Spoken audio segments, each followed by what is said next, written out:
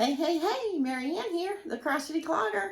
Thanks for joining me today. I thought I'd just come on real quick and show you a finished object. I have a good friend locally here who, her name's Wanda, and she requested a granny square top, like a little tank top. And so what I did was, well, let me show you what I made it out of. I took her got a bunch of this from clearance at Hobby Lobby. The Sugar Wheel Cotton Solids. Here's one. The Sugar Wheel Cotton Solids from Yarn at Hobby Lobby. It is a 3-weight, 100% cotton yarn, and it is a soft. It is so soft. There's 5 ounces or 142 grams in a cake, 335 yards or 306 meters. And like I said, 100% cotton, and it's a 3-weight, a lightweight yarn. I used several colors. I've got, when they were on clearance for $1.87 as opposed to the $6.99 SRP, suggested retail price. Isn't that what it was? You know, I scarfed up all the colors, and I took them all over to Wanda's to show her, you know, let her pick out some colors. And she picked these out. The main color I used, other than, oh, hold on, I should tell you, bordering with, this is all of the ink. It's called ink black, that I have left out of this, of course, with all the bordering and everything.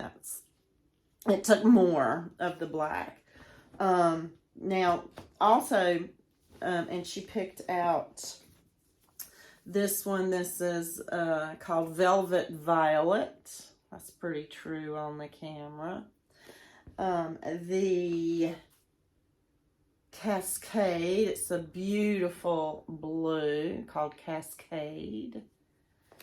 And she picked out this Mint Tea, which is a lovely green.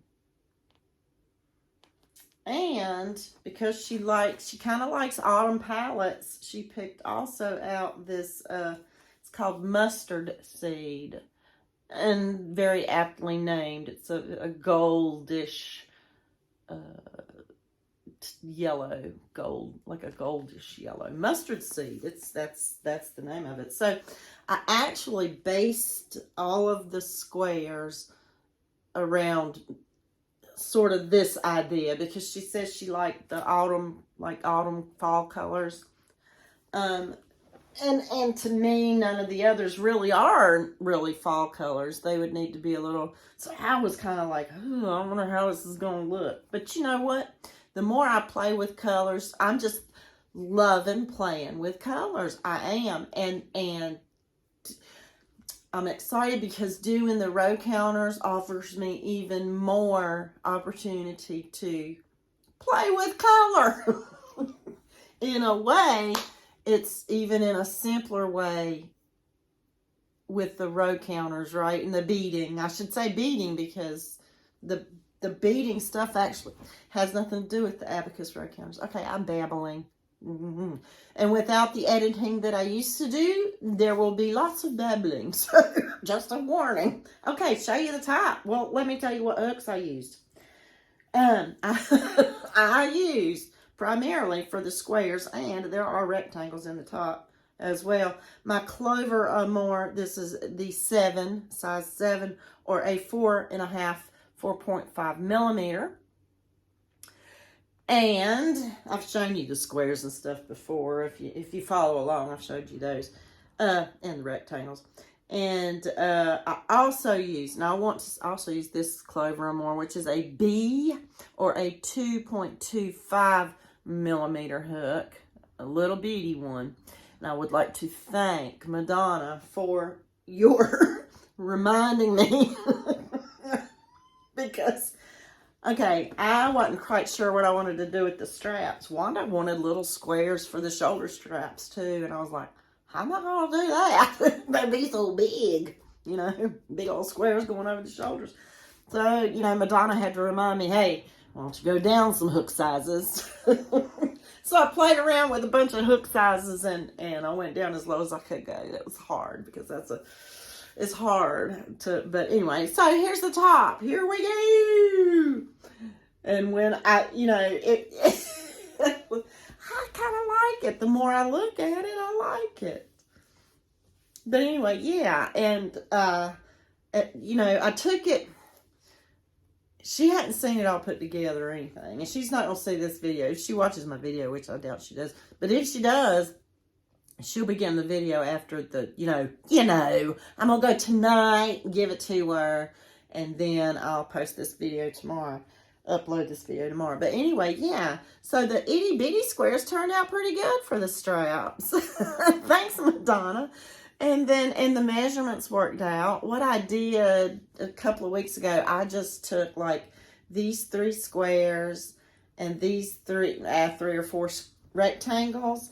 Took, you know, I just tied them together with scrap bits of yarn and took it over there just to see how the fit was going to be, and figured out how many of these little squares I was going to need to go around over her shoulders. And then discovered at that point that it wasn't going to be long enough. So I thought, well, I can add the squares at the bottom too. So I think the length is going to be okay. I don't know. We're going to try it on tonight and see. And if I leave you a picture at the end of this video of her in it, you'll know that she liked it. If I don't, anybody want to talk? If I don't leave a picture, she didn't. But I mean, surely she'll like it. But I think it worked out okay. What I'm worried about is this right here. How, you know. So what might happen is I might end up having to put more black in here if it's too, I don't know, if it's too gapey. That's what's worrying me. But who knows? I don't know. But anyway, we'll find out tonight. But the more I look at it, the more I like it. And it was just so fun. So you see what I did with that mustard, the gold. I kind of made sure every square or rectangle had that. So we carried that gold theme throughout, which is kind of what I'm discovering that, and here up on those straps. Made sure that they all had, but you know, I still had to go. I couldn't use 3 colors in the squares for the straps. It would have just made them too wide. In fact, I would have liked it with 1 color, but then it would have not tied in the rest of the top. If that makes sense. But yeah, that to me, I'm discovering that with colors, maybe more colors do look good together. Contrasting, whereas to me, I would call this more of a contrasting than a matchy-matchy, right? But if you use a common denominator to bring them all together, colors that you wouldn't think would look good together do. Or am I wrong in that? I don't know. The more I look at it, the more I like it. And the fun in this was to see, instead of putting the same blocks together, I wanted to see how far I could separate them, you know, to give it a varied, you know, mishmash of color. But anyway, so we'll see if she likes it. And with that said, stick around for a video coming up in a second. I mean, a picture of Wanda. Happy birthday, Wanda. Turning 64. We'll have to sing her that song. Will you still need me when I'm 64? Who did that? The Beatles? Did the Beatles do that? They did, didn't they? Will you still need me? Will you still feed me? Will you still all that when I'm 64? I don't know. Okay, so happy birthday, Wanda. And I will see y'all very soon in these YT streets. Give me a thumbs up. Don't forget. Thank you. Bye.